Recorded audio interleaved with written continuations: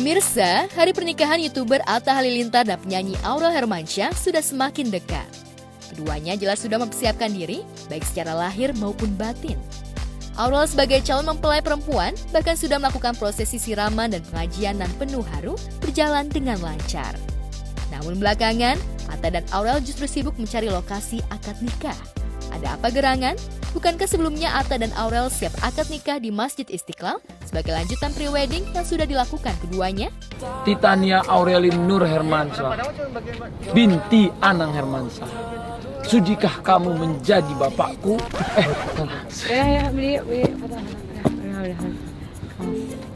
Sudikah kamu menjadi ibu dari anak-anakku? Sudi. Nah sebenarnya udah diizinkan juga ya guys sama GBK. Aku nggak bilang belum diizinkan, sudah diizinkan. Cuman dari pribadi aku nggak males aja kalau digoreng-goreng, di ini, di ituin kan jadinya kayak atau ada yang mempermasalahkan jadi nggak enak gitu guys. GBK as you soon. Yang penting salah satu dreamnya pakai baju nikahan, bikin pre-wedding. Kalau nggak belum weddingnya, pre-weddingnya dulu. Semoga weddingnya masih bisa.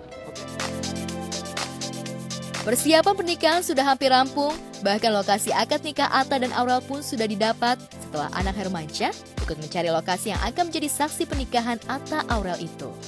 Hanya saja untuk saat ini, keluarga calon pengantin masih belum siap mengumumkannya. Anang Hermansyah melalui media sosial mengaku akan memberitahukan lokasi akad Atta dan Aurel pada minggu ini. Mudah-mudahan kalau sudah berkas semua beres, ya mungkin minggu ini sudah ada kabar. Minggu ini sudah ada kabar. Ya semua itu tergantung yang bersangkutan, calon pengantinnya kan pada dasarnya menikah tuh di mana saja boleh. Ya mau di tempat tinggalnya atau mau di luar gitu boleh. Jadi pilihan itu ada di tangan calon pengantin, bukan kita yang mengarahkan. Belum ada sampai saat ini belum ada.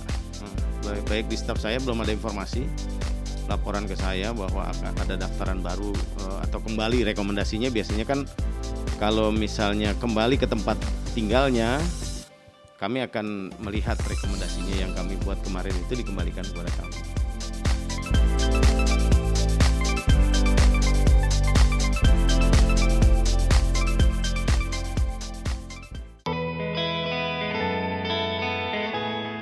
Sementara itu, Rona bahagia Krisdayanti terlihat jelas di wajahnya. Istri Raul Lemos ini tiada henti bersyukur atas hari istimewa yang menetapkan pertambahan usianya itu.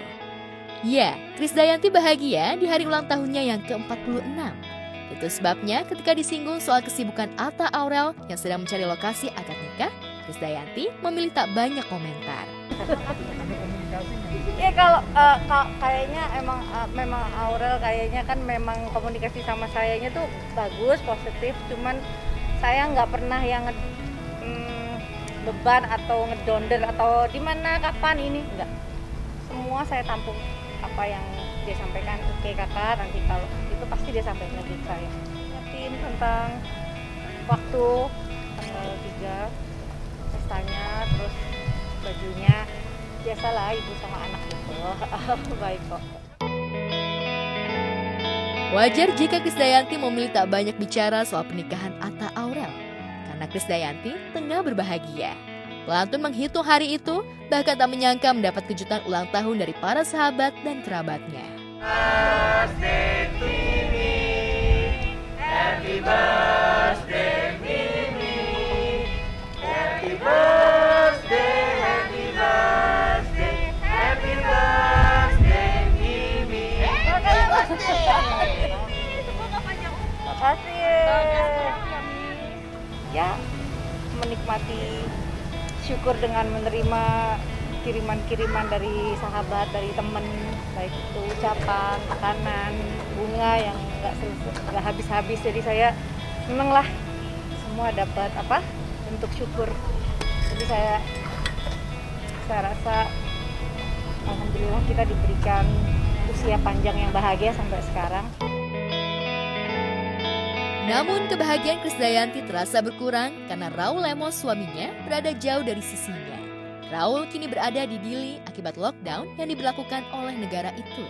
Akibatnya 2 kali momen besar dalam hidup Krisdayanti, yakni ulang tahun pernikahan dan peringatan hari lahirnya dirayakan tanpa suami. Meski demikian, Krisdayanti yang ditemui mengaku bahagia sekaligus berharap pandemi ini segera berakhir sehingga keluarganya bisa berkumpul kembali. Saya ya, maksudnya sebagai istri yang juga harus menjaga hati suami di saat LDR, itu penting. Dan saya baru pertama kali dalam 10 tahun saya anniversary sendiri, ulang tahun suami sendiri, ulang tahun saya sendiri. Jadi ini baru ngerasain pertama. Jadi pandemi ini memang banyak mengajarkan tidak saja kesempatan untuk lebih menjadi orang yang lebih menerima dan legowo dalam hidup, tapi juga harus bersyukur ya bahwa kita masih sehat, itu aja gitu. Jadi kalau komunikasi bagus itu aja buat saya udah luar biasa. Karena kondisi di Timor Leste ini kan memang benar-benar lockdown yang udah transmisi lokalnya udah lebih dari 200 yang terjangkit COVID. Jadi bayangkan di posisi suami saya yang kantor aja itu mungkin cuma 100 meter tapi nggak bisa kemana-mana. Jadi tadi malah saya yang sarankan supaya Raul tetap mau beraktivitas olahraga, jemuran dan lain-lain. Jadi gampang kalau masalah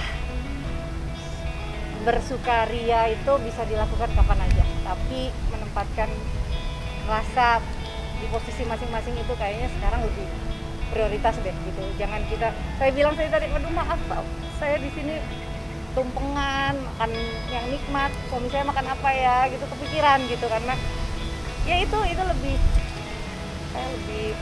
terasa deh untuk bisa dijaga. Ini saya minta pikiran saya nggak kacau aja, maksudnya aduh nggak enak kan gitu. Dulu pertama-tama ketika saya memutuskan untuk LDR, memang suami di Timor kan dulu seminggu sekali datang ke Jakarta. Karena pandemi ini jadi semuanya tertahan kan, nggak bisa. Kalau dulu saya rasa bahwa suami jauh, dia memberikan saya ekstra apa ya, jadi saya boleh memutuskan apapun gitu ya, lebih punya kesempatan untuk bisa memutuskan segala sesuatu. Tapi kalau sekarang lebih pakai rasa, karena kondisinya psikologisnya Raul juga terganggu dengan segala keterbatasan lockdown ini. Waktu saya menginjak tanggal 1 Maret itu saya bilang bulan bahagia. Ya memang berlapis-lapis kebahagiaannya. Jadi saya bilang ya ini usia panjang yang bahagia dan kesabaran yang prima. Karena di tengah bahagia masih gonjang-ganjing gitu. Jadi ya udah dikasih kesabaran, nikmatin aja.